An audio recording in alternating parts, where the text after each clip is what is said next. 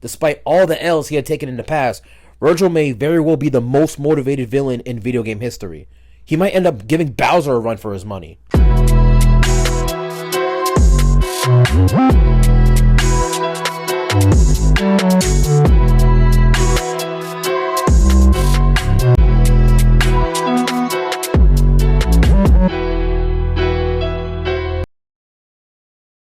There are a myriad of villains that are immensely powerful in their own right. They have gained power and influence to achieve their goals and to defeat their enemies, to take over the world, and to essentially up. There was one villain who wanted power for a different reason. This villain sought power to become something greater than himself. In his own way, his thirst for power wasn't so much so he could dominate the world, but rather it was so that no one could dominate him. The villain in question is none other than Vergil, one of the sons of the legendary Dark Knight Sparda, counterpart to his twin brother Dante. Vergil, by blood, is half human, half demon, a being who is both blessed and cursed with the gifts of his father and the weakness yet strange level of compassion as his mother. Vergil's quest for power comes from a set of reasons: vengeance, superiority, and to supposedly make the world a better place, in his own twisted way. But in truth, he gathered power for a much more important reason. So we're going to investigate that reason by looking into another one of gaming's greatest villains, the half-breed demon slayer, Vergil.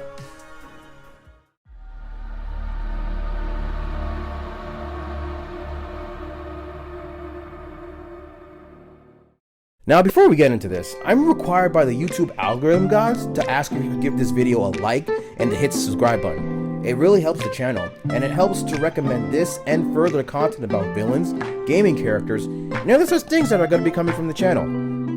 And with all that said and done, let's get into the vid. Vergil was born of his father, the legendary Dark Knight Sparda, and his human mother, Eva, or Eva, whichever one y'all pronounce it. They resided in a secluded mansion near Redgrave City. Growing up, him and his twin brother Dante always got into little scraps, which, even between half-demon brothers, is still quite natural as brothers, because brothers have a tendency to compete with one another. It's how the brotherly bond grows, ironically. It's toxic, but it works. Their scraps would either just be between the two of them, or it would be between them and their father in training. The family, despite their reputation and background, were essentially a loving family. But why would Sparda need to train his sons? Supposedly he's the GOAT, so he wouldn't need to train his sons because he himself is powerful. So as long as he is who he is, who would be stupid enough to pull up on him and the fam? Well, someone was stupid enough. The problem is, this op had planned to pull up from the very beginning.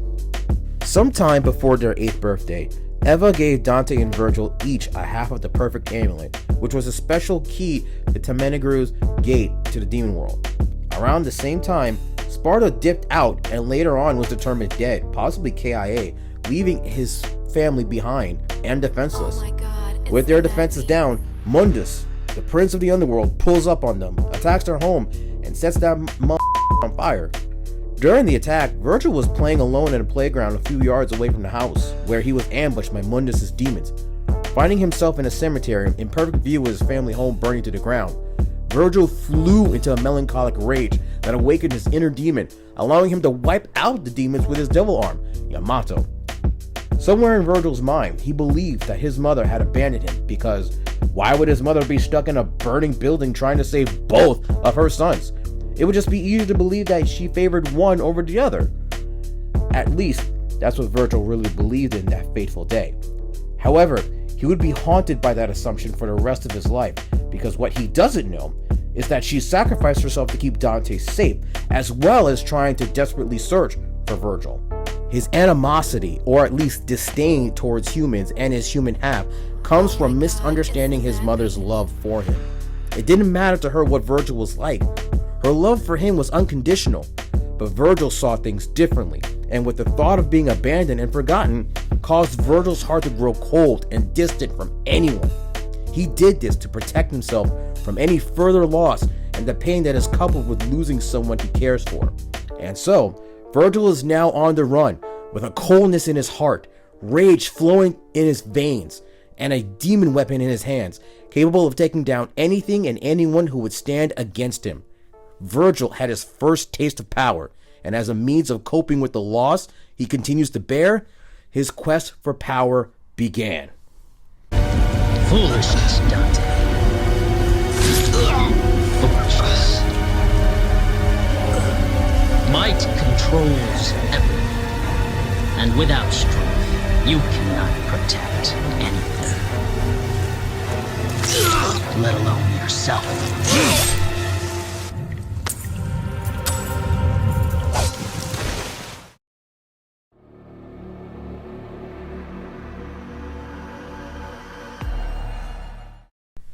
Approximately 17 years later, Vergil arrives in the city of Fortuna to learn about the disappearance of his father, Sparda, and stumbles upon the city's worship of him. Vergil is confused by their worship as he feels that they have mistaken him for a god, when he is in fact the opposite.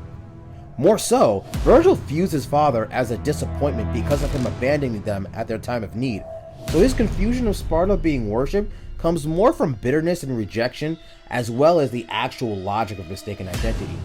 Vergil is quickly ambushed by a pack of demons, but runs their fade real quick with practically no effort. After that, Vergil continues his little tour of the city, investigating the Order of the Sword and learning more about their true intentions. When he was done investigating, he decided to dip out, even more confused about their worship. He vowed that they and the world would see the true power of the son of Sparda. Now, let's unpack this for a moment. He said the true power of the son of Sparda. He said son, singular. Now, correct me if I'm wrong, but Sparda had 2 sons, right? Vergil and Dante. So Vergil is straight up ignoring the fact that Dante even exists.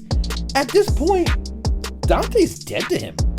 And as for the reason why the Detour chapter is called Field Trip, is because at some point, Vergil decided to have some fun in Fortuna and lay down some pipe with a random woman who gave birth to a son.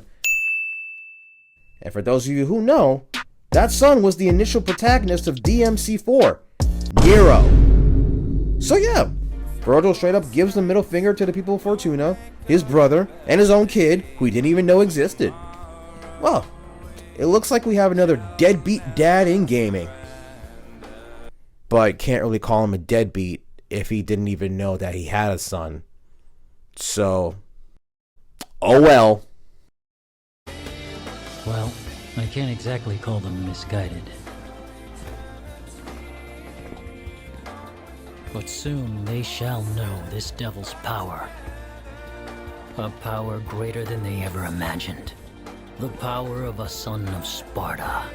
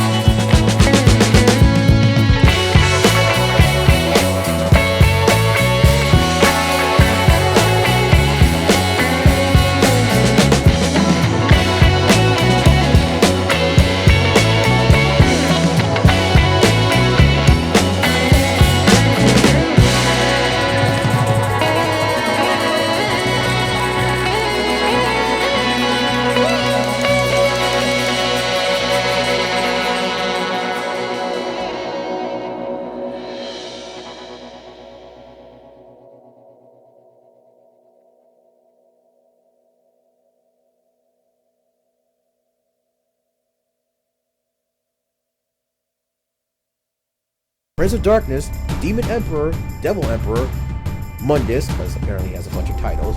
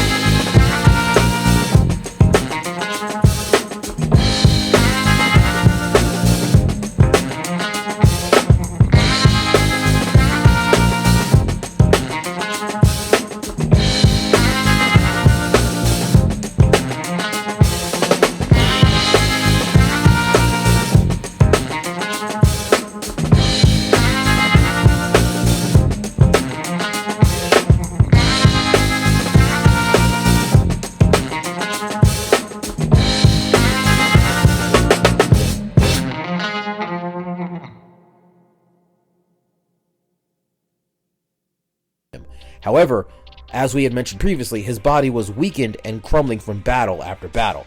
Despite all the L's he had taken in the past, Vergil may very well be the most motivated villain in video game history.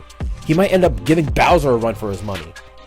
He eventually confronted Nero and, despite his weakened condition, was able to easily remove his Devilbringer arm completely, as well as regain Yamato, leaving Nero bleeding and unconscious. And Nero was relatively strong, so the fact that Vergil was strong enough to just yank that motherfucker off of his own son and leave him to die proves two things. One, that Vergil, at his worst, is still stronger than Nero, and two, he's a deadbeat ass dad. Having regained his sword, Vergil then returned to his family burned mansion, eliminating two hostile riot demons. Fueled by his everlasting desire to defeat his twin brother Dante, along with his pursuit of power that he has been on since day one, Vergil then stabbed himself with Yamato in order to separate his human half from his demon half, as well as gain power without having to be hindered by his human thought or emotion. This in turn birthed the two halves, V and Urizen. This dude wanted power so bad that he straight up seppuku'd himself and split himself in two. He had nothing to lose at this point, and he said, fuck it, I'ma just strip myself of my useless humanity. So more than a month later, after Urizen got his ass handed to him by Dante, a dying V approached him and basically revealed that he and Urizen are two sides of the same coin, before he impaled Urizen with his cane. The two halves became one, thus restoring Vergil to his prime. Dante rushes him, but then he gets clapped immediately due to his exhaustion from fighting the demon half of his brother. And Vergil, being the prideful mofo that he is, told Dante to regain his strength and try again, because he's not about to take a dub from his brother when he's weak as shit. He also spoke to Nero briefly and thanked him for essentially babysitting his human side, V. Later on, Vergil brings up whether or not his and Dante's fates would have been different if their positions had been switched on the day their mother had died. This whole conversation came from when Dante spoke the truth of what had happened that dreadful day, which is fascinating because it shows that Vergil is not a typical villain that loses their shit and is completely beyond reason. He had an introspective moment where he talked to his brother on top of the Qliphoth. This moment demonstrates how Vergil is calm, cool, and collected, and displays that in his mannerisms as well as in his combat. To put it simply, he's a classy savage. And there are plenty of villains who fall in the category of classy savage. I mean, for crying out loud, look at Vergil just sitting on this black crystalline growth, just waiting for Dante to approach him. That's a perfect example of what a classy savage does. Dante eventually makes it to where Vergil is and demands the Yamato from him. Vergil obviously refuses, and then they start to scrap. Again. The amount of times these dudes have fought each other throughout the entire series has become repetitive, but Devil May Cry 5 really made their fight more climactic, more emotional, and more impactful to everyone who ever played the game. It seems that the narrative this time allowed for the brothers to really air out their grievances here. Their fight ends in a stalemate, leaving them both battered and exhausted. Again. During the battle, Dante tells Vergil that Nero is his son, and Vergil is surprised to hear this. And by surprised, I mean more like blissfully ignorant and trying to avoid paying child support, deadbeat ass. The amount of times I'm going to call Vergil a deadbeat. Anyway, after that revelation and more brotherly banter, they both then transformed into their Sin Devil trigger forms and charged each other, looking to end the fight in one final clash, like all those anime fights where the two dudes they're just approaching each other, quick shit, and then one of them falls to the ground. It's classic stuff. However, Nero got sick of their pointless fighting and stopped them in his true demon form. Nero came out with the demon drip and shut their shit down. He proclaimed that he was not going to allow their rivalry to continue, nor allow them to kill each other. Dante, in defiance of Nero's involvement, approached him, but got bitch slapped across the face and sent flying. Nero's awakening of his devil trigger gave him that black Air Force energy. And even though Dante is the realest one, it was crazy seeing him get his ass handed to him in an instant. Vergil low-key must have been proud to see his offspring knock the shit out of Dante like that. And after this, Vergil proposed to fight Nero in Dante's place to determine the outcome of their battle. Dante simply sat the engagement out. I mean, considering that he got his shit rocked. Nero managed to best Vergil and tried to convince him that the Qliphoth needed to be stopped before any other considerations. Dante agreed with Nero, while Vergil stubbornly pointed out that he could still fight. But immediately after pointing that out, Vergil agreed to help destroy the Qliphoth only because its continued growth keeps getting in the way of their sibling rivalry. With that, the brothers made their way towards the demon world in order to cut down the tree and close the portal behind them, with Dante bidding Nero farewell first and leaving. Vergil declared to his son that he would not lose their next duel.